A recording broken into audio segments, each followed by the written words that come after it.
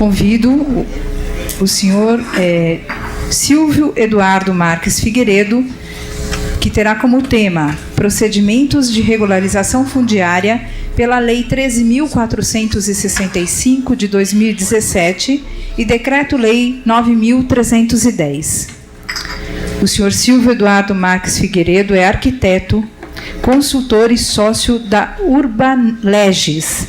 É especializado em planejamento urbano, atual secretário de Habitação na cidade de Guarulhos, foi diretor do Departamento Nacional de Assuntos Fundiários Urbanos da Secretaria Nacional de Desenvolvimento Urbano do Ministério das Cidades entre 2016 e 2018, onde coordenou as ações e programas de regularização fundiária e urbana no país e o Grupo de Trabalho Rumos à Política Nacional de Regularização Fundiária. Responsável pela alteração do marco legal instituído pela Lei 13.465 de 2017, que define diretrizes e metas para a Política Nacional de Regularização Fundiária, REURB. Vem trabalhando há 40 anos nas esferas pública e privada, com ênfase nas questões da habitação, do desenvolvimento urbano, da gestão territorial e suas consequências. A implementação do programa Cidade Legal e a reestruturação de licenciamento de novos empreendimentos habitacionais, GRAPOAB, no estado de São Paulo, como proposto pelo profissional de forma inovadora. Criaram um novo paradigma para o tratamento das questões fundiárias, resultado de décadas de investigação aplicada às questões práticas com um desfecho realista e sustentável. Com a palavra, senhor Silvio Eduardo Marques Figueiredo. Mais uma vez, bom dia a todos. Como o nosso tempo não é muito longo, eu vou procurar, de uma maneira mais resumida, dividir um pouco com vocês nosso conhecimento, nossas experiências e falar um pouquinho da nova legislação. Como, porquê, de que forma que ela foi conduzida.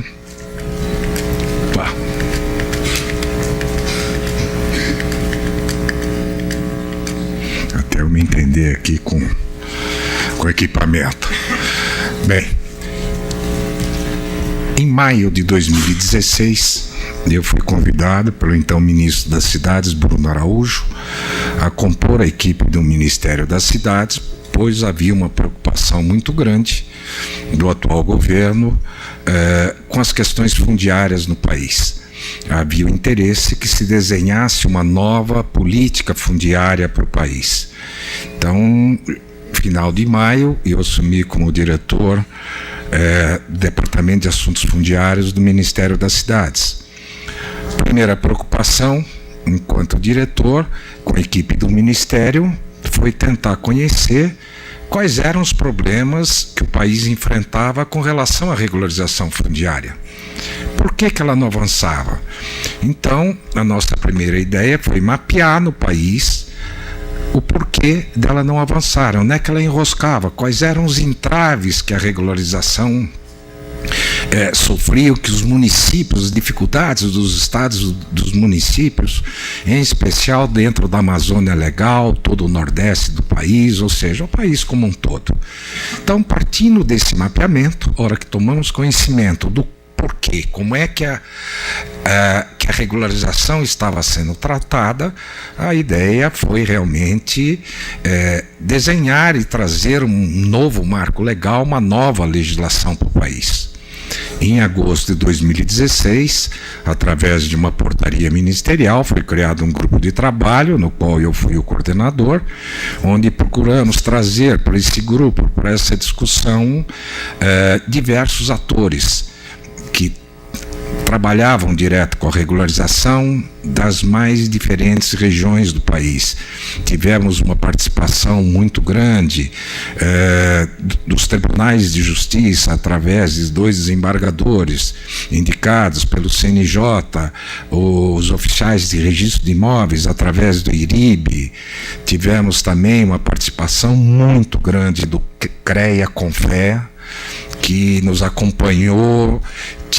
reuníamos quase que toda semana em Brasília para discutir essas ações de regularização, como verão à frente, em especial quando se fala em levantamento topográfico, ou seja, depois desse boneco montado, dessa discussão, já em dezembro de 2016, então é editada a medida provisória 759.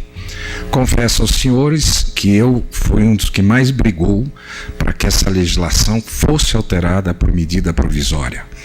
Vale lembrar que tínhamos em vigor uma legislação, a 11977, que sem dúvida alguma foi o grande marco para esse país, foi quem deu o primeiro pontapé na regularização, trouxe novas ferramentas, instrumentos, e a regularização no país começou a acontecer com a 11977.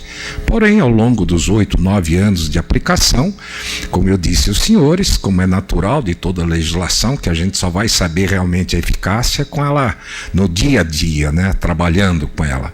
Então, esses gargalos que haviam, que foram identificados, precisavam ser alterados. Por que medida provisória? Porque, em especial, eu tinha um receio muito grande que acontecesse com um novo projeto de lei o que aconteceu, por exemplo, com o PL 3057, que é o projeto de lei que altera a 6766 de 79, que encontra-se em discussão no Congresso desde 2000. São 19 anos dentro do Congresso, ainda estão discutindo a alteração da 6766. O tamanho da irregularidade no nosso país é muito grande. Hoje, estimamos que mais de 50% das propriedades urbanas do país são irregulares. Como disseram aos senhores, hoje estou como secretário de Habitação de Guarulhos, um município que tem 1,5 milhão de habitantes. Hoje tem mais de 600 favelas cadastradas, onde você tem praticamente 80% dos imóveis urbanos da cidade irregulares. Vejam, senhores, nós estamos falando aqui de São Paulo. Não é diferente de Manaus, que tem mais de 85%. Não é diferente de Florianópolis, que a irregularidade ultrapassa 75%. Campinas, que é mais de 65%. E aí vai. Então a irregularidade realmente, isso traz um prejuízo, como o próprio ministro falou, a questão da não tributação, da não arrecadação dos municípios. Em 2016, os municípios com até 20 mil habitantes, que representa em torno de quase 80% dos municípios brasileiros, arrecadaram de IPTU 809 milhões de reais. Deveriam ter arrecadado 4,3 bilhões. Ou seja, 3,5 bilhões de reais deixaram de ser arrecadados. E nós sabemos hoje que todos os municípios sofrem uma questão muito grande da falta de recurso. E muitas vezes esse recurso está dentro do município. E tudo isso vem, eu acho que se formos aqui falar da desigualdade, das questões sociais, e nós vamos ficar aqui o dia inteiro. Mas é importante, eu acho que mencionar, que a regularização realmente ela tem que avançar no nosso país. Nós temos que organizar o país estruturando a nossa base. Não adianta desenharmos grandes políticas, vamos para frente, vamos fazer, se nós estamos deixando uma base totalmente irregular para trás. E nós temos problemas sérios. Os próprios programas do governo federal tratavam esses avanços, esses novos programas, mas esqueceram um pouco da regularização.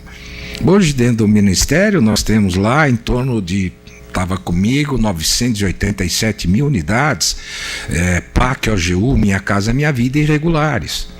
Até porque houve um avanço, sem dúvida alguma, com relação à produção habitacional, mas esqueceram um pouco da regularizar a base. Cadê a questão dominial? Como é que ficou isso?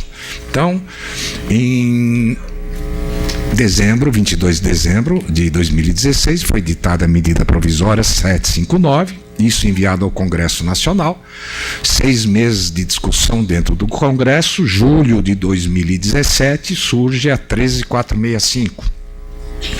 8 meses depois, em 15 de março de 2018, foi assinado o primeiro decreto, 9.310, um evento aqui em São Paulo, em Caraguatatuba, quando então o presidente Temer anunciou a entrega de mais de 100 mil títulos, já na vigência da 13.465. E dezembro, agora, 4 de dezembro passado, houve a segunda alteração, o segundo decreto de regulamentação da lei. Então, como pode ver os senhores, é uma legislação muito nova. Já falando da lei, essa lei ela veio no sentido de desburocratizar, simplificar e agilizar os procedimentos de regularização no país. Esse foi o foco principal da lei. Nós precisávamos destravar todas as ações de regularização. E o decreto, sem dúvida alguma, que veio normatizar a aplicação dessa lei, é um decreto um pouco diferenciado, como o ministro Aldo falou, estava contando aqui do Código Florestal, que no final tinha mais de 1000 artigos que se discutia, regulamentação em cima de regulamentação. O decreto 9.310, ele copiou na íntegra o texto da lei, e a partir disso veio normatizando alguns artigos, alguns parágrafos. Então, para que vocês apliquem a nova legislação, não tem necessidade de ler a lei e o decreto junto. Lendo o decreto, você já está lendo o texto da lei e sua normatização. Ele está condensado em um único diploma legal. Primeira alteração que achamos importante fazer, depois do que nós identificamos, como eu disse, dentro do país, era o próprio alcance da regularização fundiária. A legislação antiga tratava a regularização fundiária dizendo que ela podia acontecer em área urbana ou de expansão urbana. E aí, o que aconteceu?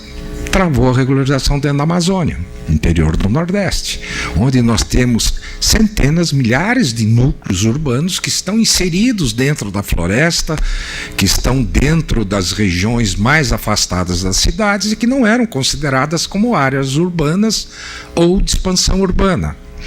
Então isso dificultava por demais a regularização para que ela avançasse dentro do país.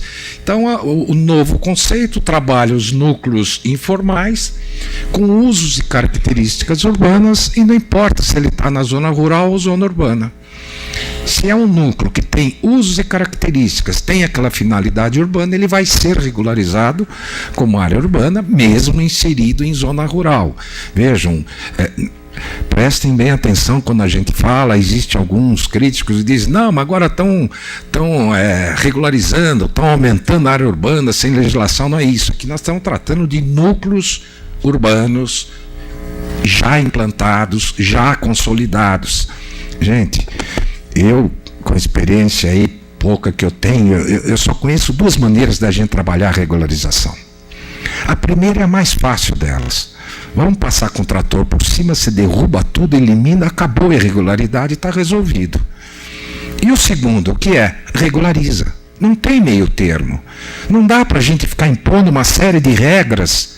Ah, não posso, não vou regularizar, ou por isso, por aquilo. Faz o quê? Não, deixa lá. É o que sempre fizeram, deixa lá, deixa lá. E a irregularidade vai aumentando cada vez mais. Eu acho que a gente tem que realmente encarar de frente esse problema. Então já essa alteração, isso propiciou que diversos núcleos e vilas aí, em especial dentro da Amazônia Legal, pudessem ser regularizados. Outra alteração que julgamos importante, que é até uma alteração de conceito, era o que é o núcleo urbano informal. A legislação antiga tratava como assentamento irregular. E se forem na lei antiga, estava lá a definição. O que é o assentamento irregular? É aquela ocupação em parcelamentos dos solos clandestinos e irregulares. Essa era a definição. Ok.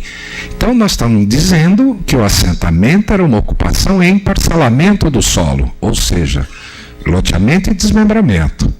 E os conjuntos habitacionais? E os condomínios?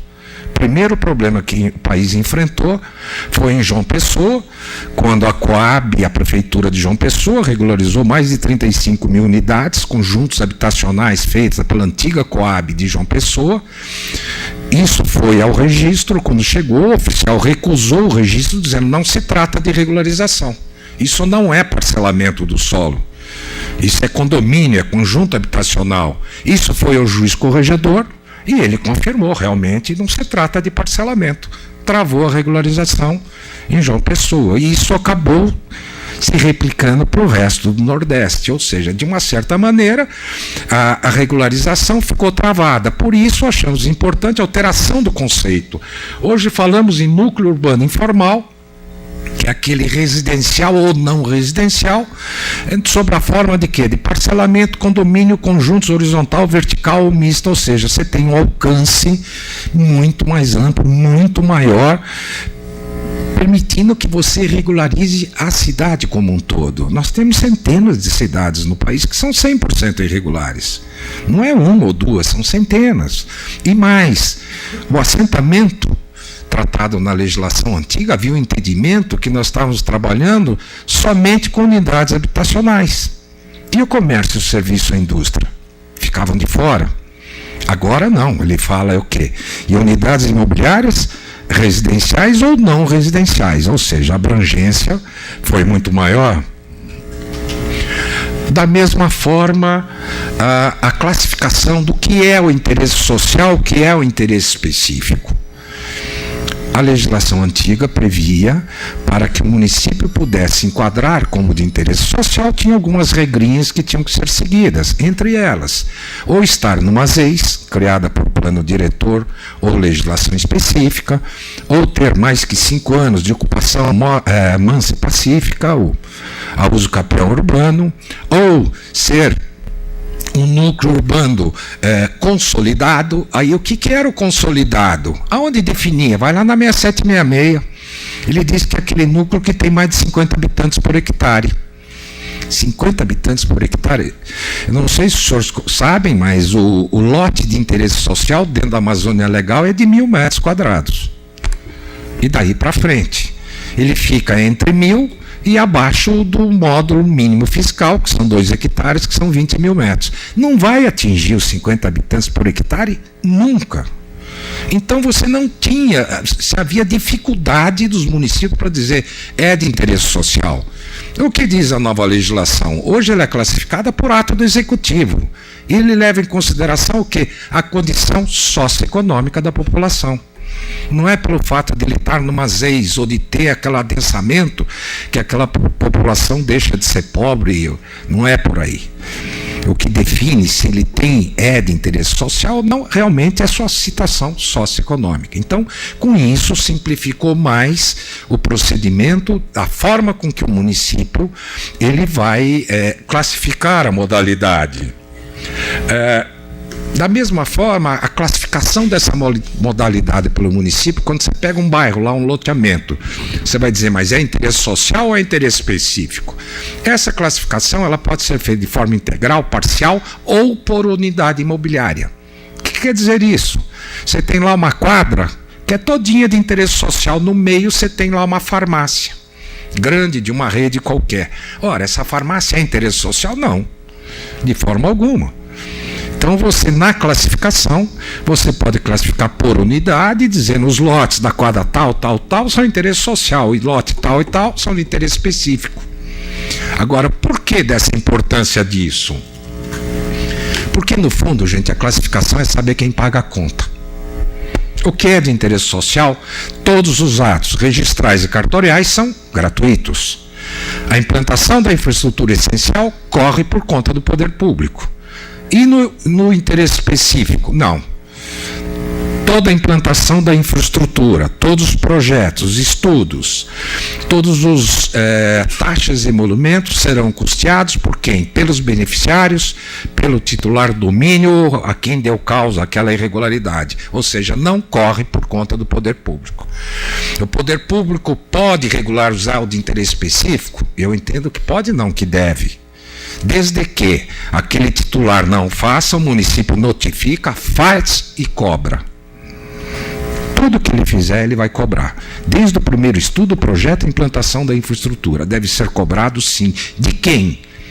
Se o titular do domínio é presente, vão para cima dele. Se não, vou lançar lá uma taxa, contribuição de melhoria, seja o que for, e vou cobrar dos beneficiários da regularização, é o que diz a lei. Desculpe se eu estou correndo um pouco, mas o tempo é meio...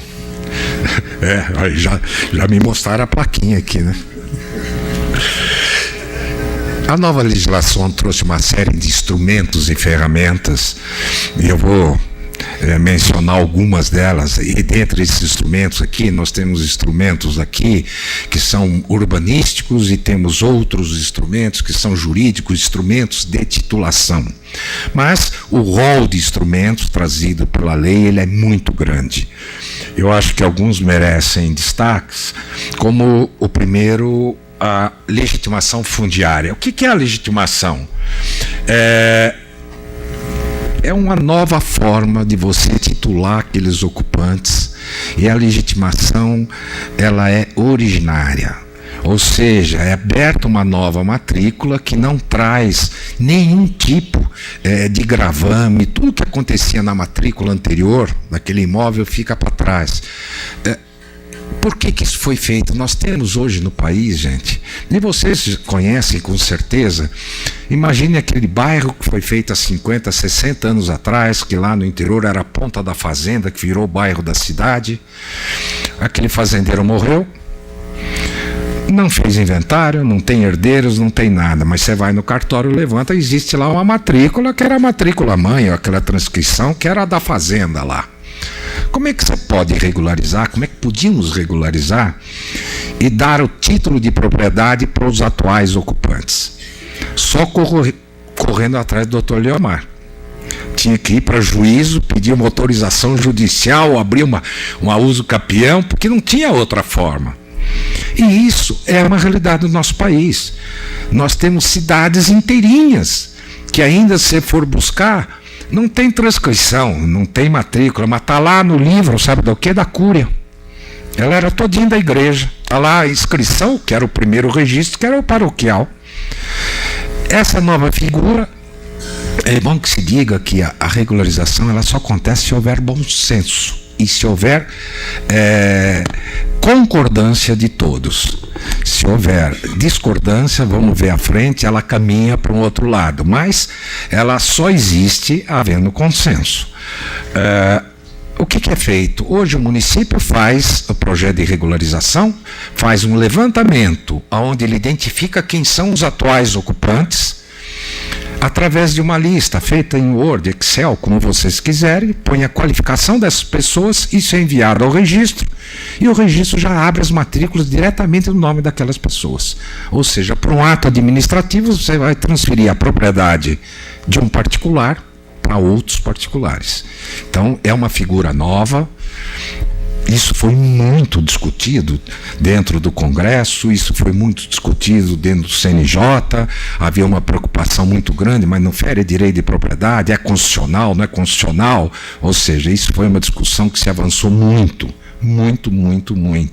Essa figura, ela foi criada com a participação dos representantes dos tribunais de justiça que estavam dentro desse grupo de trabalho. Então é uma ferramenta nova que hoje, eu diria aos senhores, que a grande maioria das regularizações, principalmente em área pública, estão sendo feitas através da legitimação fundiária, porque ela serve o quê? Para a área pública, privada, interesse social, interesse específico, não importa. Desde que na regularização você opte por transferir a propriedade de uma vez, a figura utilizada é a legitimação fundiária. Legitimação de posse já era conhecida de todos, foi criada através da legislação antiga. O que fizemos na nova legislação foi ampliar o alcance.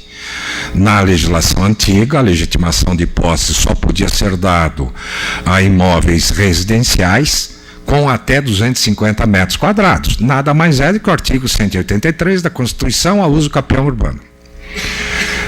Verificamos a necessidade de se ampliar o alcance da legitimação de posse. Hoje ela pode ser conferida a imóveis com mais de 250 metros e para fins não residenciais. O que vai diferenciar? O tempo na posse. Na legislação antiga, transcorridos 5 anos, aquele detentor do título de legitimação, podia solicitar ao oficial de registro que transformasse em título de propriedade. Hoje, essa transformação ela é automática pela lei. Decorreu 5 anos, posse mansa e pacífica, ela já vira matrícula direto. Os demais maneiras da legitimação de posse depende da modalidade da uso capião que esse imóvel vai se enquadrar. Então, no fundo, gente, a legitimação de posse nada mais é do que se fazer a uso capião de forma administrativa. No fundo é isso, ela reconhece todas as modalidades da uso capião que são feitas de forma administrativa.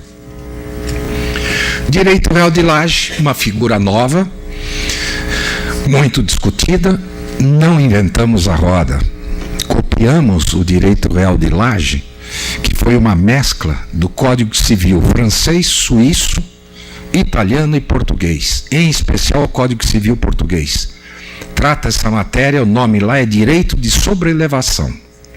Trouxemos o direito de sobrelevação do Código Civil português para a nossa realidade Brasil.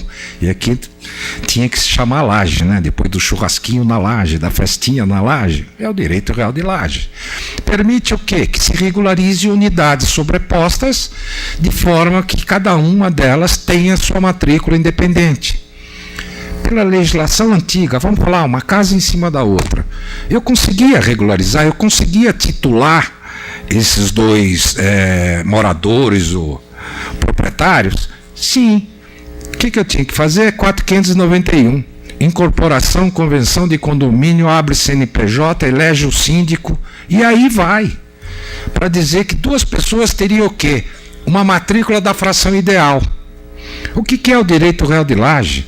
Você abre matrícula individualizada, onde o titular de domínio da unidade de cima não guarda nenhuma relação com a unidade de baixo.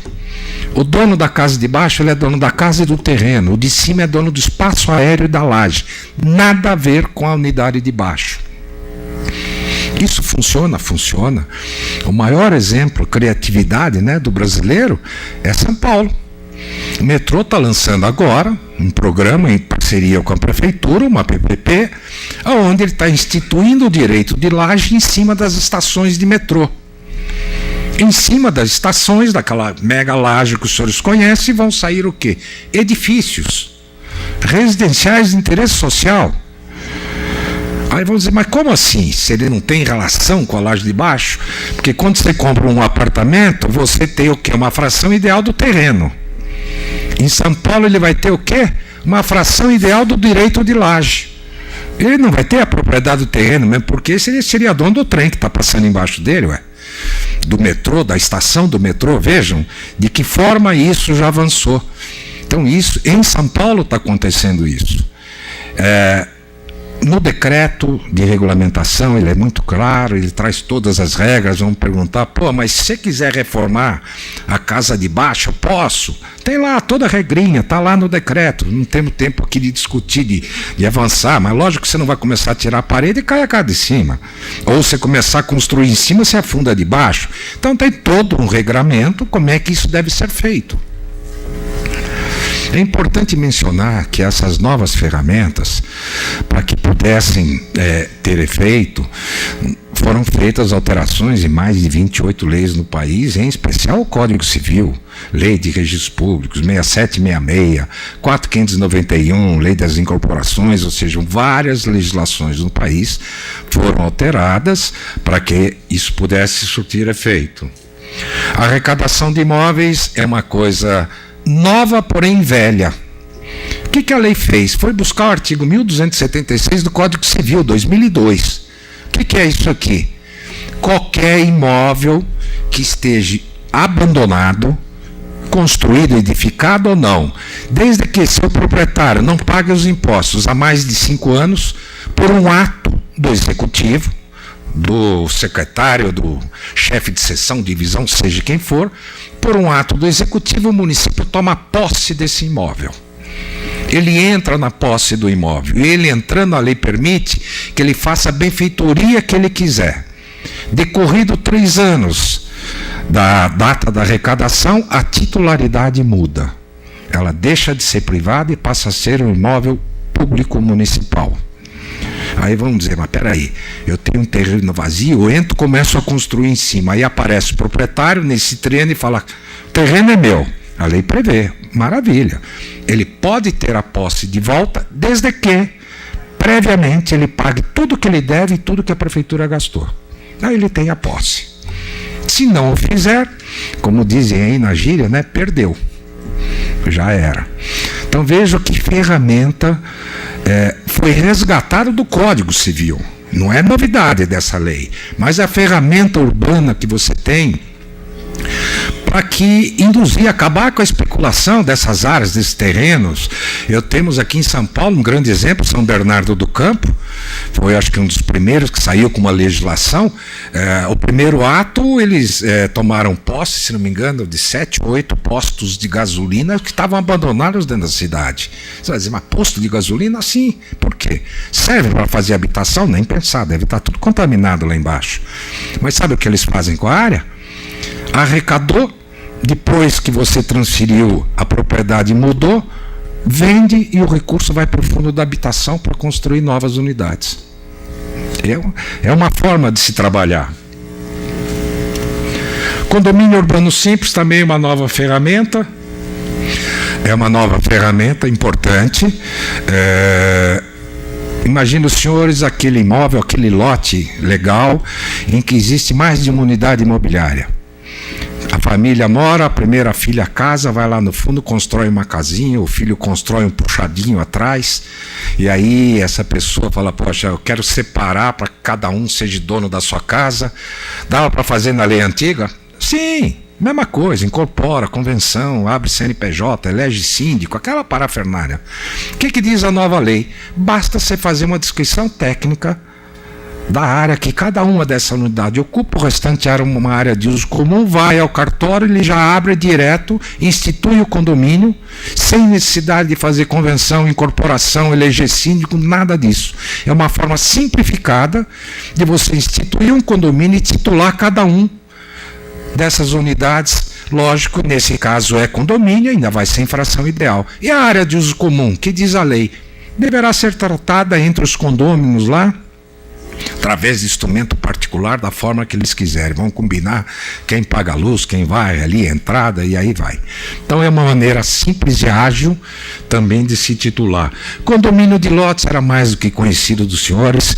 Isso é uma das matérias que estava sendo tratada lá no PL, no 3057, alteração da 6766. É uma realidade em todo o país, que fez a nova legislação, alterou o Código Civil e criou a figura do condomínio de lotes. Nada mais é que um condomínio normal, onde você institui o condomínio, em vez de ter a edificação pronta, como tratava a 4591, hoje você tem o lote. Depende de cada município como é que vai normatizar, se vai incorporar ou não na sua legislação, e aí vai. Mas está criada a figura do condomínio, não só para regularizar, como para a implantação de novos. O que compete ao município, então, rapidamente? A lei deixou claro que a competência é única e exclusiva do município na regularização. Não é nem União nem Estado. É só o município que tem a competência de aprovar. Ele que classifica a modalidade, se é interesse social ou não. É o município que analisa e aprova os projetos. Notificar titulares, confrontantes e terceiros interessados. Essa é uma novidade. Esse ato sempre foi feito pelo cartório de registro de imóveis ao final do processo da regularização, quando depois de regularizada você depositava no cartório, o cartório iria notificar titulares, confrontantes e terceiros interessados. Nesse momento podia aparecer alguém e falava, vou impugnar, e entrava em juízo, você matou o processo. 20 anos aí para discutir, só que o município gastou o quê? Gastou muito dinheiro. Ele pagou levantamento, ele pagou estudo, ele pagou projeto, e você morre. Ou nada e morre na praia.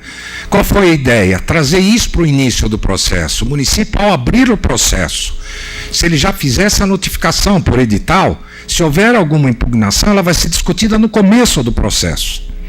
Daí a lei prevê que os municípios devem criar também as câmaras de resolução de conflitos, de mediação e resolução. Então tudo isso pode ser feito de forma administrativa no início do processo e não ao final, como era feito.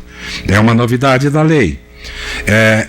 Uma vez que você notificou, 30 dias, se não houver nenhuma manifestação, a ausência ela será interpretada como concordância.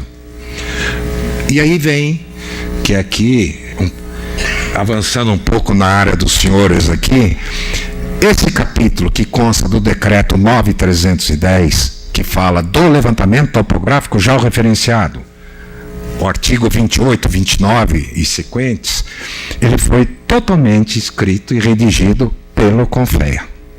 Essa foi uma das grandes participações, em várias reuniões, eles discutiram isso dentro do CREA Nacional, dentro do CONFEA, e nos trouxeram pronto esse capítulo que foi incorporado no decreto. Não vou entrar em todo o detalhe, mas os senhores conhecem.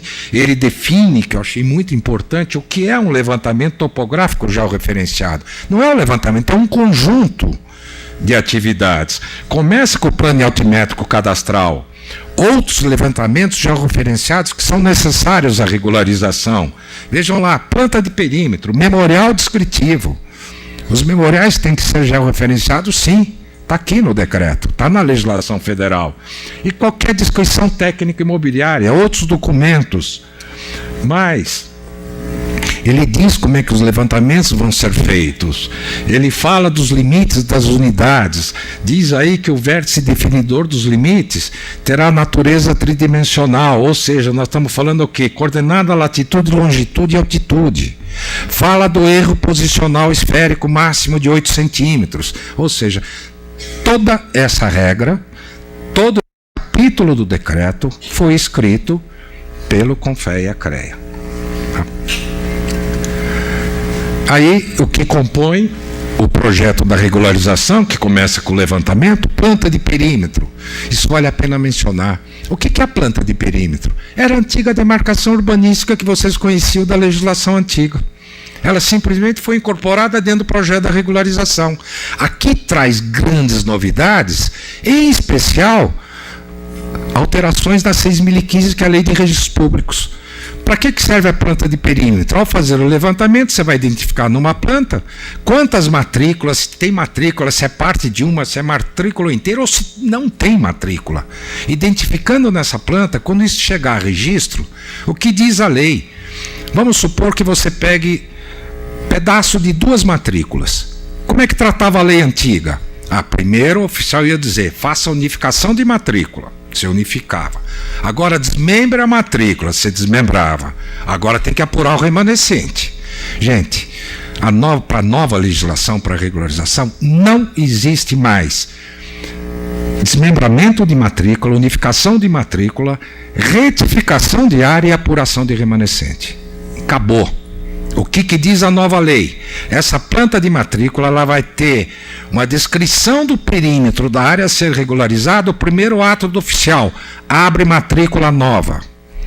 Vai na matrícula atingida, faz uma averbação dizendo que parte dela foi compor a nova matrícula. E quando não tem matrícula nem transcrição? Na lei antiga, deve ser área devoluta. Ou então, não dá para regularizar, só através da uso do capião. O que diz a nova legislação? Se você indicar na planta matrícula ou transcrição não identificada, a lei diz o quê? O oficial de registro do imóvel deve abrir matrícula nova. Acabou. Então, o primeiro ato do oficial, ele abre a matrícula.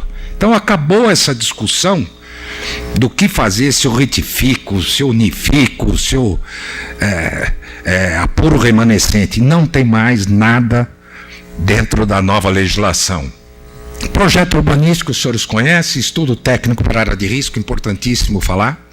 Não existe regularização em área de risco.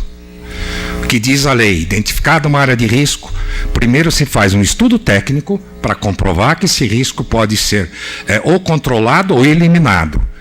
Desde que se comprove, e ali o estudo vai mostrar quais são as obras que têm que ser feitas para controlar ou eliminar esse risco, primeiro se faz a obra, controlou o risco, aí regulariza. Regularização em área de risco não existe. Porém, se você tem um grande bairro e tem lá uma ponta dele numa área de risco, seja ele geológico, geotécnico ou até de inundação, você isola essa parte que está com risco, regulariza o restante, manda para a cartório, abre as matrículas e trata essa porção inserida no risco de forma separada. Não pode prejudicar o restante do núcleo que vai ser regularizado. Estudo técnico ambiental. Aí traz algumas novidades interessantes. Primeiro, eu acho que merece a gente deixar claro que essa legislação não alterou em nada o Código Ambiental brasileiro. Ela só reforça o que já estava no Código. Se for regularização de interesse social, atenda ao artigo 64 do Código Florestal. Ah, não, é interesse específico, atenda ao artigo 65. O que ela deixa muito claro é que hoje a regularização ela é permitida em área ambientalmente protegida. Quais são elas? Área de preservação permanente, unidade de conservação de uso sustentável e área de proteção de mananciais. Então, aqueles núcleos existentes consolidados dentro dessas áreas poderão ser regularizados. É claro isso no Código. Poxa, mas e a APP? Segundo o Código Florestal, artigo 64, se for uma área consolidada de interesse social em cima de uma APP, a APP deixa de existir. Acabou a APP, não tem mais. Mas quem diz é o Código Florestal. Ah, não, é interesse específico. Ok, pode, regulariza. Só que para interesse específico, você é obrigado a deixar uma faixa não edificante de 15 metros. Não é APP. Leiam com atenção o artigo 65 do Código Florestal. Ele acaba com a APP. Você mantém uma faixa não edificante de 15 metros para o interesse específico. E na beira das represas? Não existe mais APP? Acabou.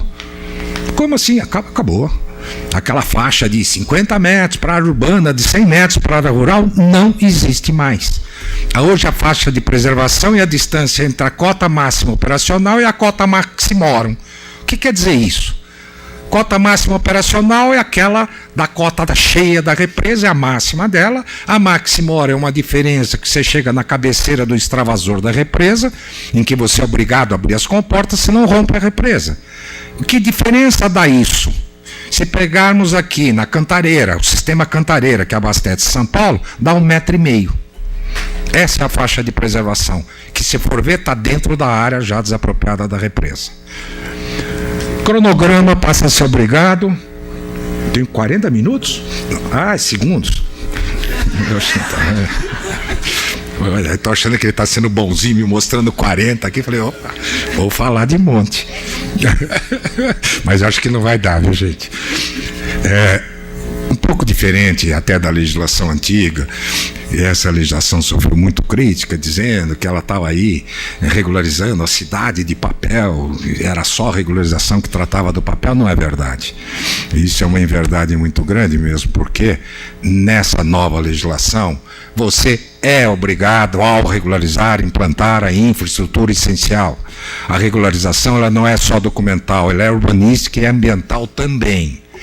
Para aqueles núcleos que não têm a infra essencial, você faz o quê? Um cronograma dizendo quando é que você vai implantar, de que forma e quando, e acompanha o cronograma, que é um termo de compromisso, que vai ser assinado pela autoridade pública ou privada, e mais, o decreto deixa claro que esse termo de compromisso se torna um termo executivo extrajudicial.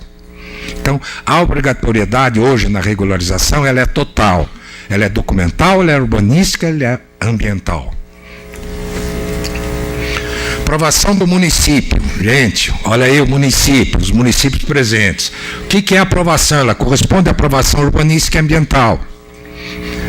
Ambiental o quê? Que se o município tiver órgão ambiental capacitado. O que é um órgão ambiental? O que a lei diz? Que é aquele órgão do município que ele tem em seus quadros ou à sua disposição profissionais com habilidade técnica para analisar e aprovar. Poxa, mas eu não tenho lá um biólogo, eu não tenho um engenheiro florestal, mas eu contratei uma empresa. Eu estou capacitado? Está capacitado, está aí. Tem em seus quadros à sua disposição. E deixando claro que a aprovação ambiental, vamos lá, ela só acontece o quê? Naquela parcela inserida em área ambientalmente protegida. Eu tenho lá um bairro, na ponta dele eu tenho um córrego, tenho lá uma faixa que era APP, eu tenho lá 10 terrenos na APP. Os outros 300 não estão em APP. O que eu faço? Regularizo os 300. Mando para cartório e vou trabalhar somente aquela faixa.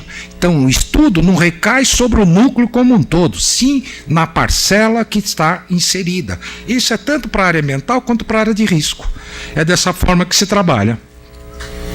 A certidão de regularização final, nada mais é que o ato final da regularização, acompanha o projeto aprovado, cronograma, termo de compromisso e, no caso da legitimação fundiária, como mencionei, já vai a listagem dos ocupantes para que se abra as matrículas já diretamente. Eu acho que a partir daí são os atos de registro, não vou entrar, eu só queria dizer o seguinte: para os registros de imóveis, da mesma forma que tiveram alterações significativas no resto da legislação, da 6.015 também.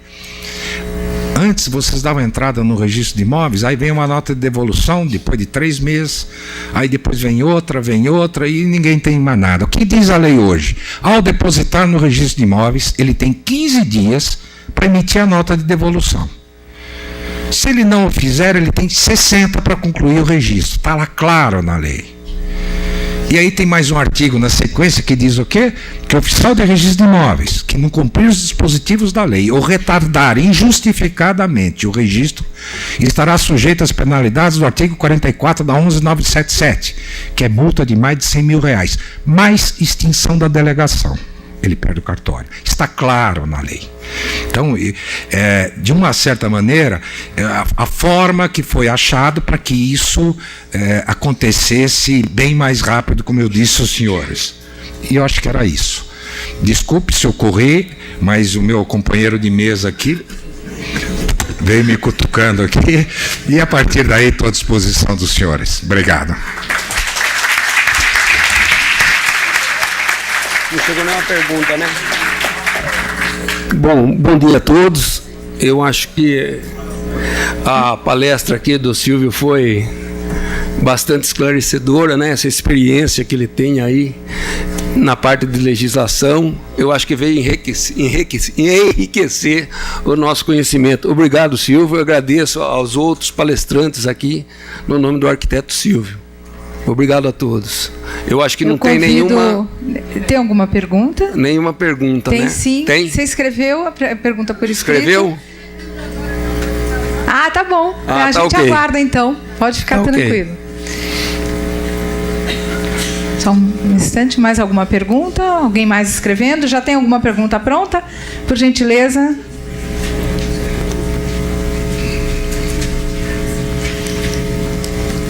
Nosso moderador já pode fazer essa, assim o doutor Silvio já vai respondendo. Mais uma ali em cima, aqui no corredor. Arquiteto Silvio, como o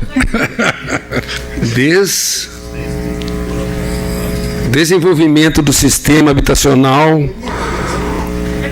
de gestão de informações territoriais melhor. Aqui tá ruim.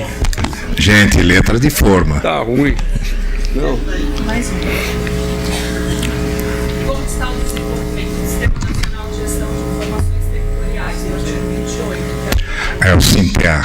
Isso, verso avanço na exigência do impacto social. A gente já fez uma explanação. Seus reflexos junto ao cartório de registro de imóveis. Nós temos a dificuldade na aceitação do DEPAC já hoje. Versus Poder Judiciário também na aceitação desse.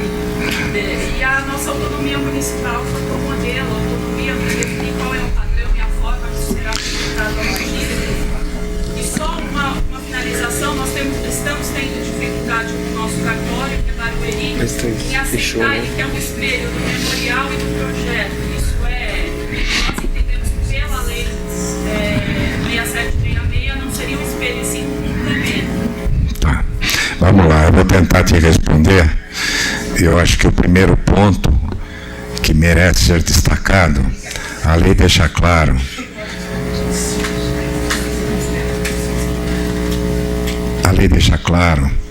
que não se aplica 6766 à regularização fundiária.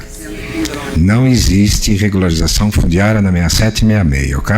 Com exceção dos artigos de 37 a 53, que trata do crime. Esse é o primeiro ponto. Segundo, a lei deixa claro que quem define os padrões de apresentação ou de projeto, selo de projeto, modelo de memorial descritivo, memorial técnico, é o município. O cartório é obrigado a aceitar, uma vez emitida a CRF, a lei deixa claro que todos os requisitos da lei estão cumpridos. O cartório não pode ficar questionando de que forma está sendo feito. Tomem cuidado ao fazer um levantamento, porque eu sei que muitos estão utilizando drone para fazer levantamento topográfico. A utilização de drone está normatizada no país pela ANAC. Como é que você voa o drone? Porém, para efeito de levantamento, não existe essa normatização pelo Ministério da Defesa. Hoje está normatizado que aerofotogrametria, Avante e outras ferramentas. Drone, não. Drone tem validade no levantamento oficial? Não.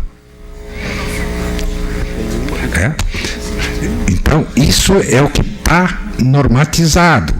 Existem alguns casos especiais, algumas empresas que conseguiram uma autorização do Ministério da Defesa para utilizar o drone em complementação de alguns levantamentos, mas não dizer que ele foi totalmente feito por drone, eu, por enquanto, não conheço. Tá? Então, esse fato do cartório aceitar ou não aceitar, eu acho que não existe.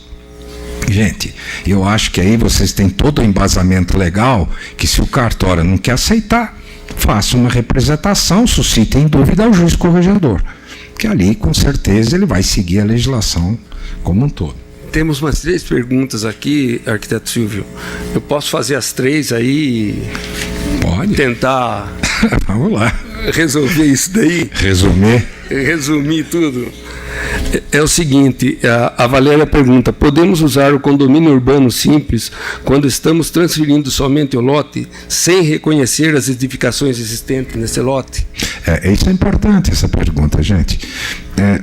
De uma maneira geral, a grande maioria das regularizações, você está tratando do parcelamento do solo, você está regularizando e titulando o lote, não a edificação. A edificação, ela pode ser regularizada no momento posterior, até por unidade isolada, que é diferente quando você trabalha com condomínio ou conjunto habitacional. Não tem como desassociar a regularização edilícia da construção com o do lote. Por quê? No parcelamento do solo, a pessoa, quando ela adquiriu, ela comprou um lote e ela construiu a casa dela. No condomínio e no conjunto habitacional, você comprou o quê? Ou um apartamento ou uma casa. Então você tem que ter a regularização ou da sua casa ou do seu apartamento. Então tome muito cuidado de uma maneira geral, você está regularizando somente o lote. As edificações vêm no momento posterior. Guarulhos agora está com 2 legislações de regularização e está saindo paralelo o quê? Uma outra legislação de anistia para aquelas ações que estão dentro daquelas unidades imobiliárias que foram regularizadas. Então uma coisa complementa a outra, mas são coisas distintas. A gente tem mais perguntas aqui. Eu acredito que o Silvio podia responder. Eu estou à disposição, o tempo é. Tem mais uma, só são sem 3, problema. Né? A nossa programação seriam 3, né? Aqui o Daniel Silva pergunta: a resolução federal se aplica na faixa de domínio de concessionário, exemplo, ocupação na borda de reservatórios de concessionários de energia elétrica? Sim, sem dúvida. A legislação, quando você fala na beira das rodovias, nós estamos falando de área federal, né? Na verdade, são todas elas áreas da União, sob o comando da SPU, Secretaria de Patrimônio da União, que em alguns casos não transfere a propriedade, mas sim o controle da propriedade, ou está com o DENIT, ou está então lá com a concessionária.